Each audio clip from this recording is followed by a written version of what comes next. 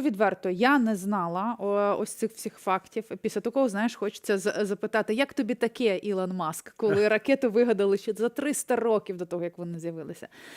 Але от що є спільного насправді, це те, що і ваші науковці, і наші відсиділи в таборах, тікали від радянської влади. Та? Хоча, здається, вони для неї щось виготовляли, вони для неї працювали, і все рівно радянська влада їх переслідувала і загрожувала їхньому життю. Ну вось бачыш, у якіх нездаровых умовах увогуле працавалі таленавітыя людзі на нашай зямлі, так якія паходзілі з нашай зямлі, і колькі трэба было цяжкасцяў пераадольваць. Не толькі трэба было вучыцца, трэба яшчэ вось асцярожна пазбягаць нейкіх арыштаў, праходзіць праз розныя арышты, так вось як, напрыклад, Барыс Кіт, пра якога згадваў я ў сюжэце, ён быў арыштованы і польскімі ўладамі, потым гестапа было арыштаваны, яго ледзь не расстралялі.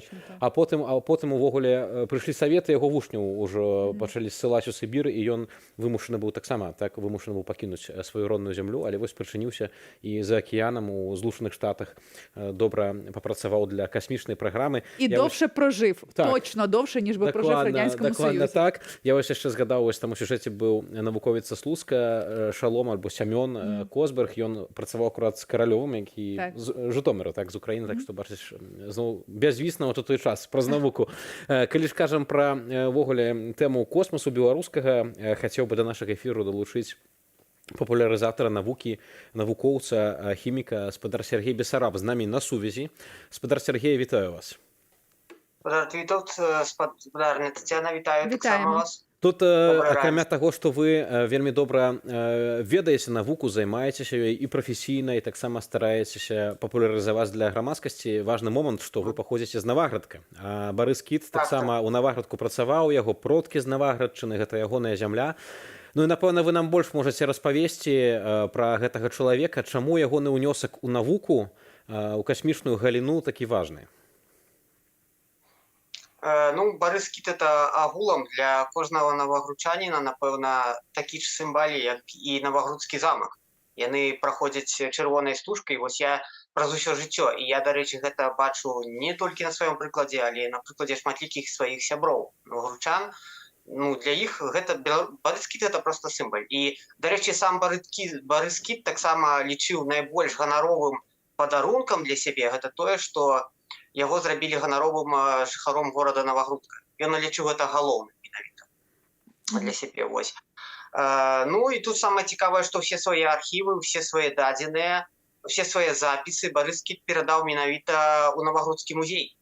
Я вось памятаю яшчэ ў дзяцінстве, калі ў нас узнагароджвалі найбольш дасведчаных у навуцы, у адукацыі школьнікаў, нам вручалі, такая вельмі прыгожая, дарэчы, традыцыя, нам вручалі мантыю Барыса Кіта. І інтэлектуалы вось гэтыя навагрудскія, яны павінны былі менавіта, яны маглі насіць эту мантыю Барыса Кіта. Вось для мяне гэта быў у той час найвялікшы гонар, які, магчыма, стымуляваў мяне займацца менавіта навукай.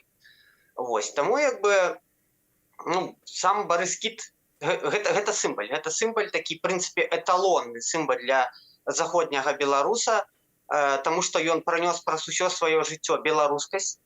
Ён пранёс не толькі навуку, вось гэту прагу да ведаў, але і сваю беларускасць праз усё жыццё, доўгае жыццё вельмі.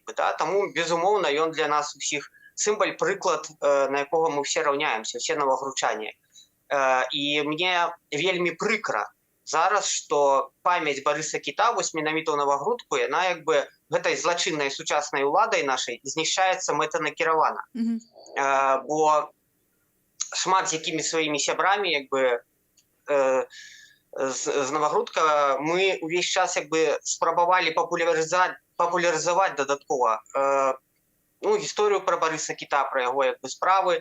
Вось у свой час была такая петыцыя, дзе мы спрабавалі змяніць назву савецкай вуліцы, вось гэтай у Навагрудку, на вуліцу Барыса Кіта. Звярталіся як бы у выканаўчы камітэт, але, канешне, нам адмовілі, і так дэманстратыўна адмовілі. Зараз школа, першая гімназія, дзе вучыўся як бы Барыс Кіт, яна як бы насіла яго імя. Таксама ўжо яна яго імя не носіць, прыбралі гэта ўсё. То бок знішчаецца мэтанакіравана нават памяць пра гэтага я выбітнага беларускага навукоўца, я лічу. Вось, таму такая Спадар справа. Сергей, Улада... калі кажам менавіта пра Барыса Кіта не толькі як нацыянальнага дзеяча, як сімбаля, але як і навуковага чалавека навукі. Вось скажыце, калі ласка, чаму ягоны гэты ўнёсак, вяртаюся да такога першага пытання, быў важны, так? Чаму мы вось так моцна ганарымся гэтай асобай, калі кажам пра развіццё касмічнай галіны? Ну, Барыс Кіт агулам гэта, так бы казаць, энцыклапедыст. Это прыклад навукоўца-палімата, накшталт Леонардо да Вінчы ці Фрэнсіса Бэкана. Гэта чалавек, які быў дасведчаны ў шматлікіх галінах. Канешне, асноўна яго прафесійны накірунак – гэта матэматыка, і сам нават ён казаў, што калі б я не займаўся матэматыкай, а, напрыклад, быў гісторыкам, а ён таксама любіў вельмі гісторыю, то я бы мыў посуд у Нью-Йорку, а не працаваў з ракетамі. Вот. Таму асноўны яго ўнёсак, безумоўна, гэта матэматычны. За сваёй матэматычнай дасведчанасці ён папаў у аэракосмас, ён займаўся сувяззю, дарэчы, мала хто пра гэта ведае, але менавіта акрамя паліва, менавіта на Барыса Кіта усклалі пытанні усталявання сувязі з тымі апаратамі, якія былі вакол месяца, амерыканскімі. Менавіта дзякуючы Барыса Кіту мы ўбачылі вось гэты першы крок амерыканскіх астранаўтаў на месяцы. І вядомае вось гэта высловие Армстронга пра то, што гэта маленькі крок для чалавека, вялізны для чалавецтва. Да гэтага прыклаў руку таксама Барыс Кіт. Ну і найбольш вядома гэта, канешне, яго праца па ракетным палівам, пра выкарыстанне вадарода, і гэта вось яго падручнік па ракетным палівам. Таму часта я называю, напрыклад, яго хімікам. І у біяграфічных нейкіх выданнях яго кажуць, што ён фізік, матэматык, хімік. Ён, безумоўна, па адукацыі быў матэматыкам, але з-за сваёй энцыклапедычнасці займаўся шматлікімі галінамі, і мне вось як хіміку прыемна лічыць, што Барыс Кіт быў хімік.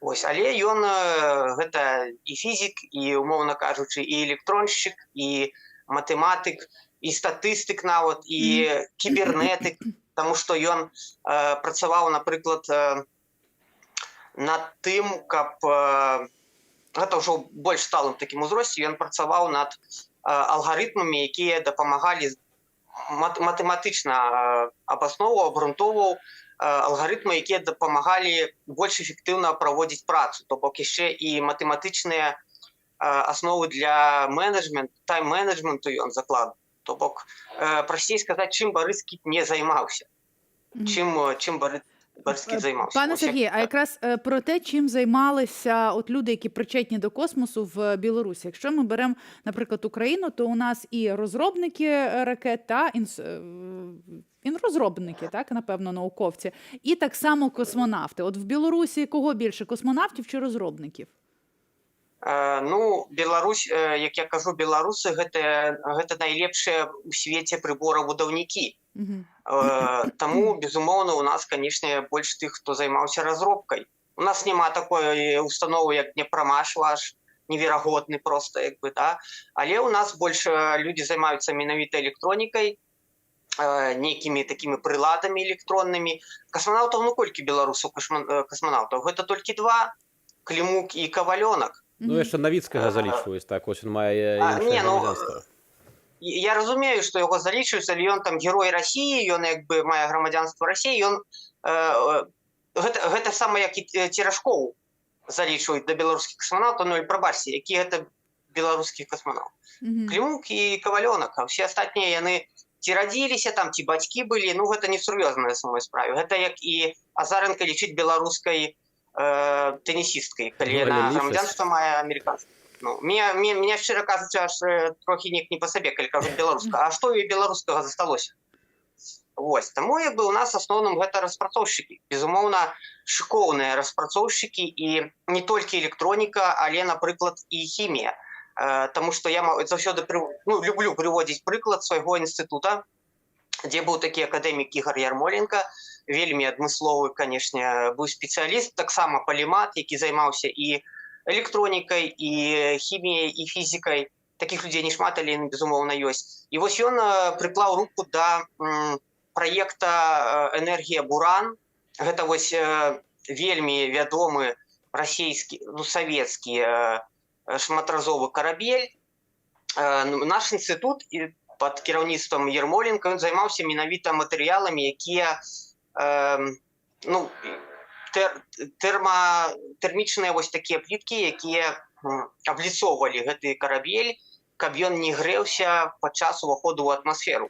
Гэта абсалютны хай-тэк, там матэрыялы керамічныя, якія вытрымлівалі 1000 градусаў, вось былі пры гэтым лёгкія вельмі, унікальныя матэрыялы. Дарэчы, ну, на той час, калі я працаваў в інстытуце, гэта тэхналогія была фактычна згублена. І людзі просто састарэлі, якія гэтым займаліся, ніхто нічога не памятаў, як бы, ну так як яшчэ праект быў паўвайсковы умоўна, то ну гэта інфармацыя канула кудысьці ў лету, як бы і нічога не засталося. Таму беларусы гэта распрацоўшчыкі, безумоўна, і адмысловыя распрацоўшчыкі.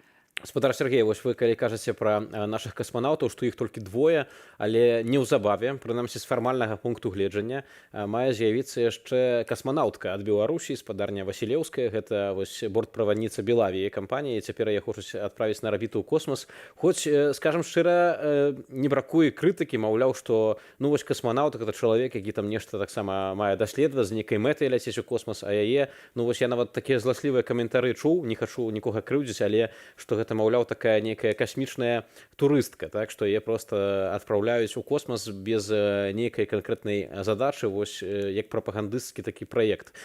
Як бы вы маглі, як навуковец, таксама гэта пракаментаваць, калі кажам менавіта вось пра місію спадарні Васілеўскай?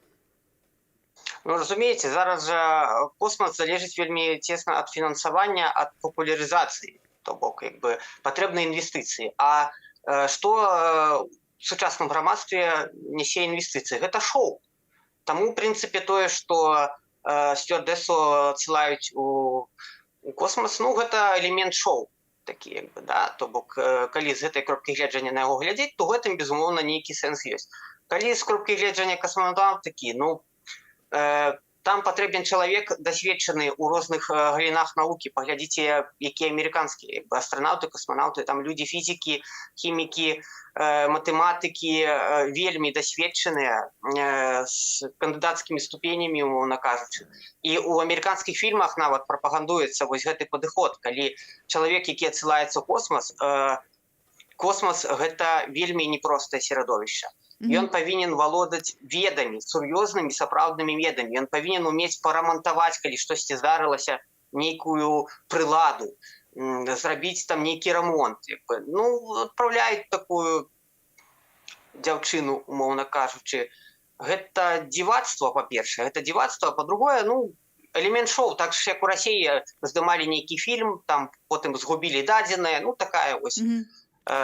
Ну, пане Сергію, відверто кажучи, я зараз читаю книгу, ще одну паралельну польського письменника, польського такого публіциста і журналіста, і він описує він написав книгу про те, що їдять диктатори, так? І він спілкувався, власне, з різними кухарями, які годували диктаторів.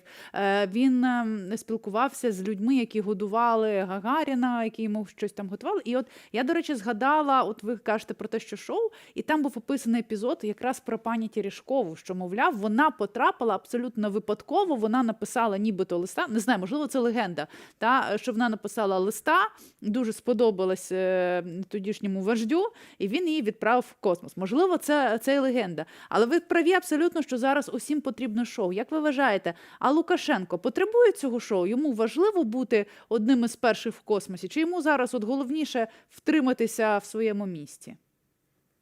Ведаеце, ён як бы чалавек просты, між намі кажучы.